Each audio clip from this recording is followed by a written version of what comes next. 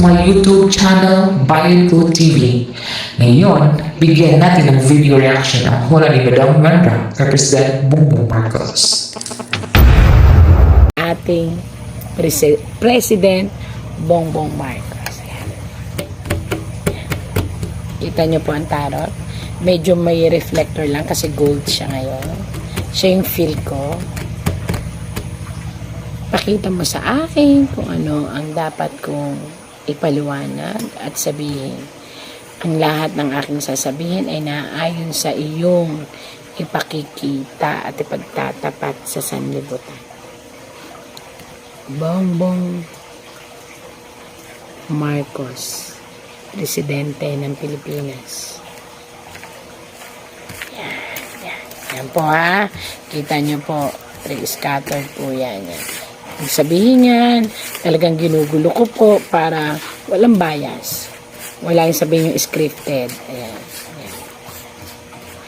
Dito pipili lang po ako. Since hindi po ako si ating president, i-represent ko po ang pangalan niya. Toink? Ay, naglaro pa ako. Ayan.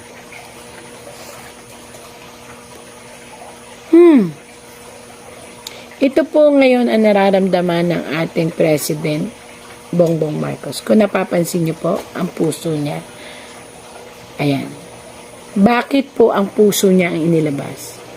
Sa nangyayari po ngayong tensyon, sa nangyayari po ngayon na balitaktakan, sa totoo lang po, walang masisisi kung hindi siya.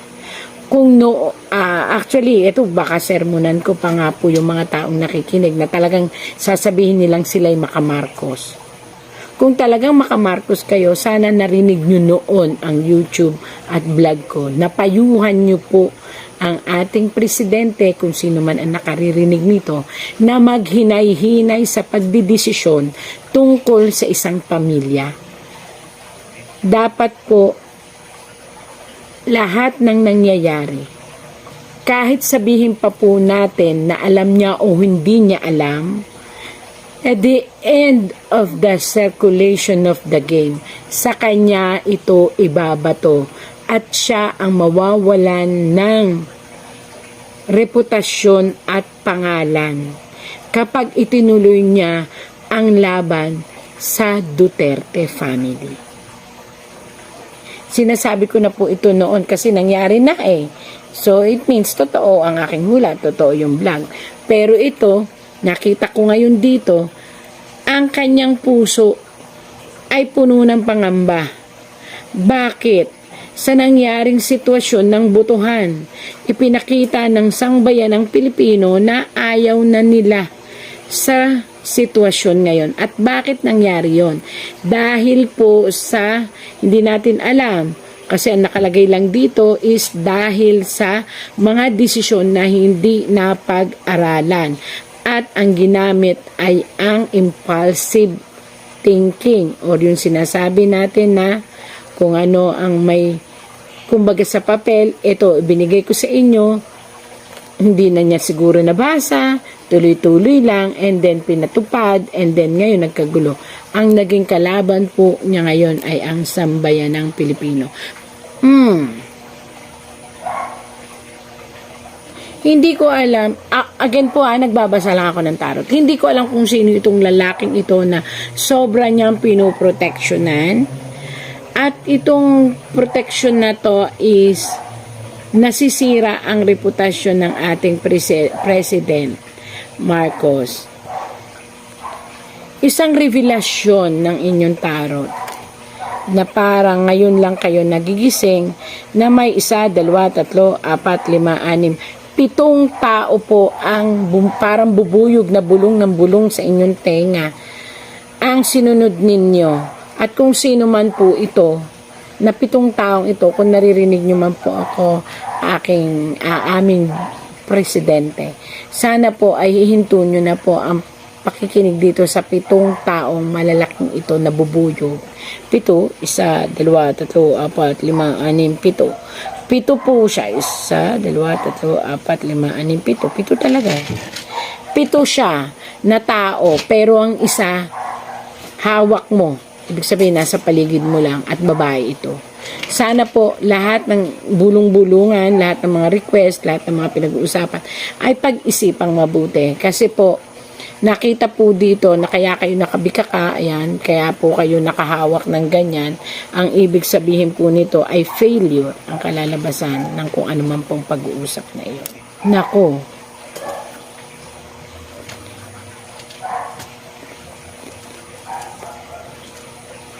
ang sitwasyong ito ngayon na inyong kinakaharap po ay kinakailangan yung pagkaingatan. Kumuha kayo ng magaling na advisor na tuturuan kayo ng tama. Kasi po, may isang malaki pong pagsubok na darating sa inyong pagkapangulo. At again and again po, pag nagkamali po kayo ng desisyon, Mr. President, pagbagsak po ito ng political career, ng pamilya. Ito po yung naitarot ko na rin po dati kay Ma'am Amy Marcos, na mahihirapan. Kung napansin nyo dati, ang taas ng rating niya, tapos pumasok siya nitong huli, tapos inendorso pa po ng ating Ma'am Sara Duterte. So, ibig sabihin po noon, nanganganib na mawalan ng, hindi naman po lahat kasi, yun sinasabi ko, hindi naman po lahat ng tao ay nagagalit. Pero, karamihan po ng tao nag-iisip na masyado na pong personal, nawawala na po yung batas. Ito kasi biglang tumayo ang isang ikaw ay isang hangman. Ngayon naiisip mo na parang naiisip mo na ang nangyayari. Pero paano ibabalik ang nakaraan? Yun. True, siguro wag na nga ulit humawak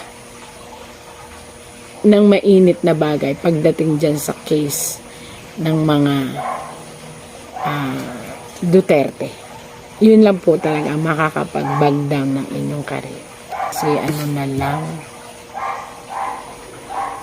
Wow. Isang babae sa family ang sana pagsabihan din na mag-slow down ng mga desisyon. Kasi ang mga decision making na gagawin for this year ay struggle. So, ibig sabihin, kung ano man ang desisyon at ano man ang mangyayaring gawain ninyo, kayo po ay mapupunta sa isang negative position of life. Ibig sabihin noon, kung makikita nyo po, may evil. Ibig sabihin, lahat ng desisyon na gagawain ninyo na hindi talaga pag-iisipan at lalo na't mapapansin ng taong bayan ay pagbagsak po ng political career ninyo. Ayan. Marami po ang nag-iisip na ito po na magsama-sama para po lumapit sa inyo at hilingin na ihinto na ang anumang bagay tungkol sa kaguluhan na kinasasangkutan ng tungkol sa ICC po.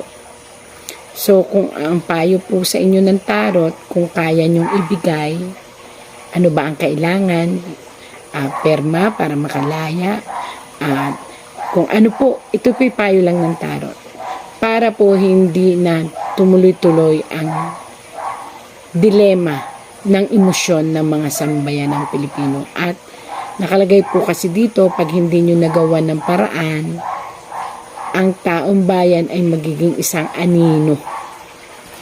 Pag sinabi pong anino, sumusunod, pero maaaring yung pagsunod na yon ay kunwari lamang, tapos maging cause ng big problem ninyo. So, yun po ang sabi. Kalungkutan. Talagang kayo po ang dapat gumawa ng paraan upang ang inyong opponent o ang kung sino man, alam naman na ng buong bayan nasa inyo talaga isinisisi ang lahat ng bagay na nangyayari sa inyong nasasakupan. Ang sabi po dito, kinakailangang mapanatiling ligtas ang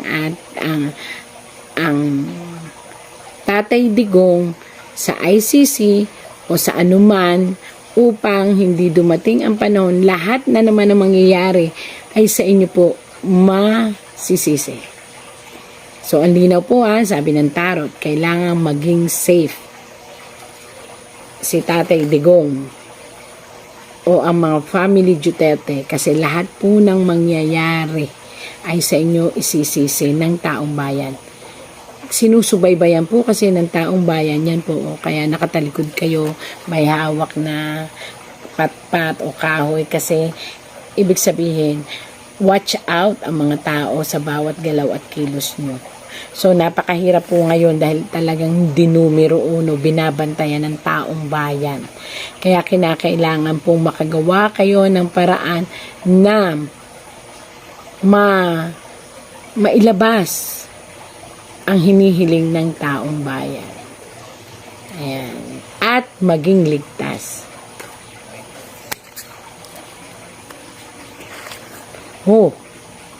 Naku po, tandaan nyo, anumang mangyayari sa buhay ng tao na ngayon ay naging dahilan kung bakit napunta kayo sa hot seat,